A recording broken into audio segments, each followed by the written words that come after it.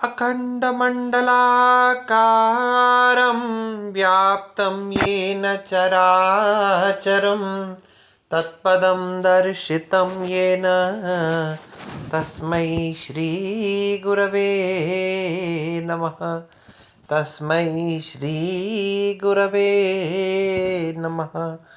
तस्मै श्रीगुरवे नमः।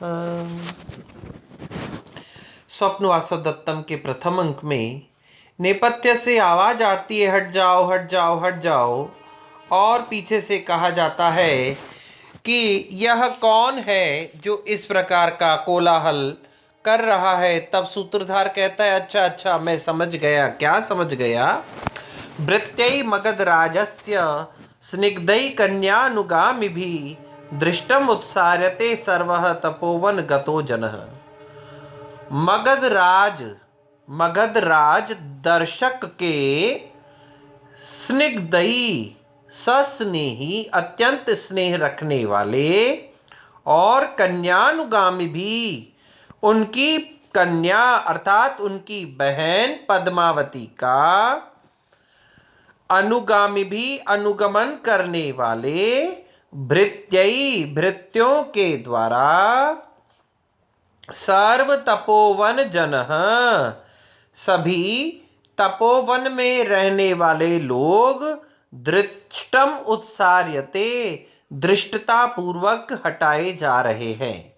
मगध नरेश दर्शक के अत्यंत स्नेही और राजकुमारी पद्मावती का अनुसरण करने वाले भृत्यों के द्वारा, सेवकों के द्वारा इस तपोवन में रहने वाले समस्त लोगों को दृष्टता पूर्वक हटाया जा रहा है। तब योगेंद्रायण भी कान देकर के सुनते हैं कि अरे भाई, इस सशांत तपोवन में इतना कोलाहल क्यों हो रहा है। धीरस्य आश्रम संश्रितस्य वसतः तुष्टस्य वन्यै फलै मानार्हस्य जनस्य वल्कलवतस्त्रासः समुत्पाद्यते उत्सिक्तो विनयात् अपेत पुरुषो भाग्यैश्चलै विस्मितः कोऽयं भो निभृतं तपोवनम इदं ग्रामी करोति आज्ञया। धीरस्य आश्रम संश्रितस्य, जो धैर्यशाली हैं, धीर हैं, आश्रम संश्रितस्य और आश्रम में निवास करते हैं, वसतः और आश्रम, वन्यै फलै तुष्टस्य, यहाँ आश्रम में निवास करते हैं और वन्य फलों के द्वारा, वन में उत्पन्न कंद मूल फल इत्यादि के द्वारा तुष्टस्य, तुष्ट रहने वाले, वल्कलवतः, वल्कल वस्त्रों को धारण करने वाले, मानार्ह, सम्मान्य तपस्वियों का, तो कौन कह त्रासः समुत्पाद्यते, कौन त्रास उत्पन्न कर रहा है।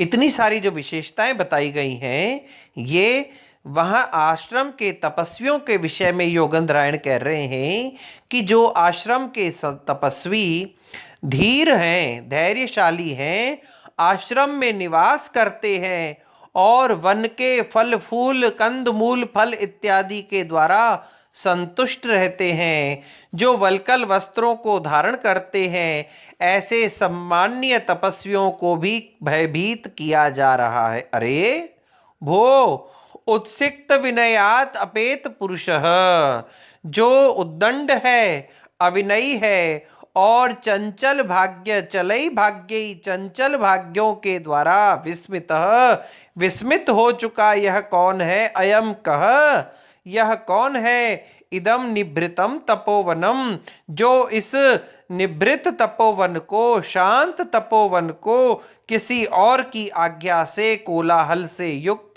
कर रहा है, ग्राम बना रहा है।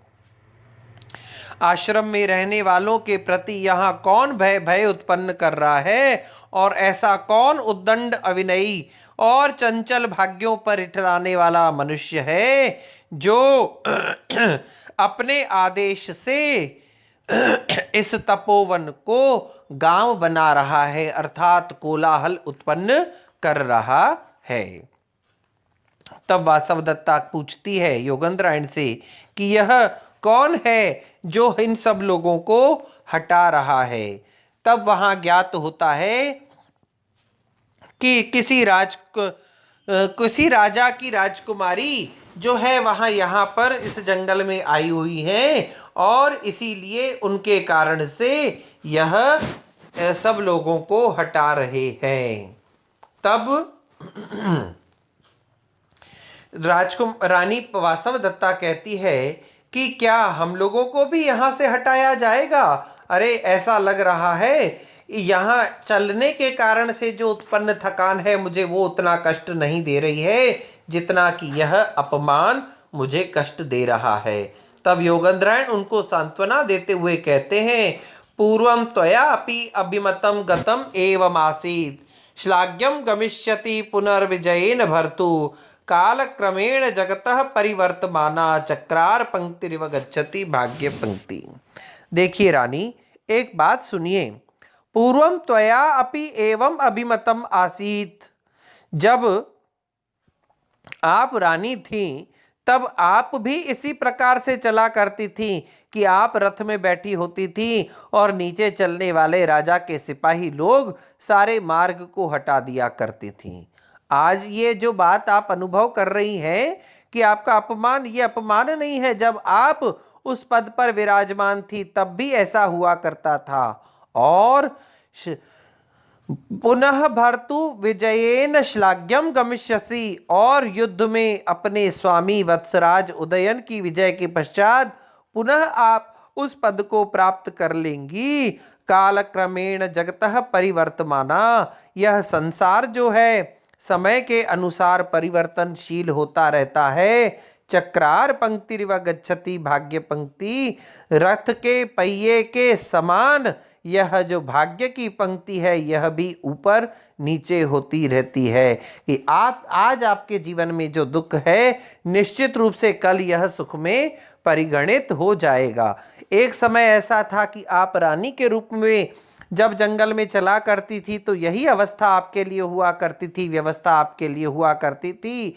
आज आप जमीन पर चल रही हैं, लेकिन जैसे ही महाराज उदयन अपने शत्रु पर विजय प्राप्त कर लेंगे, आप पुनः अपने उस वैभव को प्राप्त कर लेंगी, क्योंकि संसार जो है काल के क्रम से परिवर्तित होता है और रथ के चक्र के समान, रथ के पहिए के समान यह जो है भाग्य पंक्ति परिवर्तित होती रहती है। भाग्य जो है वो ऊपर नीचे होता रहता है। फिर क्या कहा? तीर्थोदकानि समिधः कुसुमानि दर्भान स्वैरम वनाद उपदंतु तपोधनानि धर्म प्रिया नृपसुता नहीं धर्म पीड़ा मिच्छेत तपस्विषु कुलव्रतम एतस्याः। जब सब लोग वहां कोलाहल कर रहे होते हैं तब कंचुकी कहता है कि आप लोग सुनिए, महाराज दर्शक की बहन पद्मावती है, यह अपने आश्रम में, इस आश्रम में अपनी माता महादेवी से मिलने के लिए आई है और केवल आज इनका आश्रम में रहना अभिप्रेत है, इसके पश्चात ये चली जाएंगी। तो आप लोग ध्यान दीजिए। तीर्थोदकानि समिधः, तीर्थों का जल, समिधः समिधाएं, कुसुमानी फूल, दर्भान दर्भ जिसको दूब कहा जाता है, स्वैरात वनात उपयंतु भवंतः तपोधनानि। अरे तपस्वियों, आप अपनी तपस्या के लिए तीर्थों का जल, हवन की लकड़ी, पूजा के लिए पुष्प और कुश इत्यादि स्वैरम अपनी इच्छा के अनुसार वन से लेकर के आ जाएं। क्यों? क्योंकि धर्म प्रिया ही नृपसुता नहीं धर्म पीड़ाम इच्छेत। धर्म से प्रेम करने वाली यह राजा की पुत्री पद्मावती नहीं धर्म पीड़ा मिच्छेत, धर्म के विषय में पीड़ा, आपत्ति या किसी भी प्रकार का व्यवधान नहीं चाहती हैं। तपस्वियों के धर्म के विषय में यह किसी भी प्रकार का धर्म विरोध या धर्म का विवाद नहीं चाहती है, धर्म की पीड़ा उनको देना नहीं चाहती है। एतद एतस्या कुलव्रतम, यही इसके कुल की रीति है। आप जिस भी प्रकार से अपनी दिनचर्या का निर्वाह करते हैं वैसे ही करते रहिए, क्योंकि यह धर्म से प्रेम करने वाली राजकुमारी पद्मावती आपके धर्म के विषय में किसी भी प्रकार का अवरोध उत्पन्न करना नहीं चाहती है। तब योगेंद्रायण को मन में जब पता चलता है कि यह मगध के राजा की पुत्री पद्मावती है और जिसके लिए हम दोनों अर्थात कौन दोनों, मैं और रानी वासवदत्ता जिसके साथ में राजा का विवाह करवाना चाहते हैं, तो यही वह है। और उसी समय जब यह ज्ञात होता है तो उस पद्मावती के प्रति इस योगेंद्रायण नाम के महामंत्री के मन में एक विशेष प्रकार का आदर भाव, श्रद्धा भाव और अपनत्व उत्पन्न हो जाता है। तब वह कहते हैं, प्रद्वेषो बहुमानो वा संकल्पात उपजायते भर्तृदाराभिलाषित्वात् अस्याम में महती सुधा। प्रद्वेषो, प्रकृष्ट रूप से द्वेष यानी बहुत अधिक द्वेष, बहुमान या बहुत अधिक सम्मान, संकल्पात उपजायते, संकल्प से ही उत्पन्न होता है। बहुत अधिक राग या बहुत अधिक द्वेष जो है वो मन की भावनाओं से ही उत्पन्न हो जाता है। भर्तृदारा अभिलाषित तत्वात्, यह हमारे भर्ता की, हमारे राजा उदयन की पत्नी बनेंगी, यह बात जान करके ही महती में स्वतः, इसके प्रति मेरे मन में अपनत्व का, स्वतः का भाव उत्पन्न हो गया है। उसके पश्चात योगेंद्रायण और वसुंधरा किस प्रकार से पद्मावती से मिलते हैं और किस प्रकार से योगेंद्रायण पद्मावती के पास में वासवदत्ता को निक्षेप अर्थात न्यास के रूप में रखता है, उसके विषय में चर्चा हम अगली कक्षा में करेंगे। तब तक के लिए ओम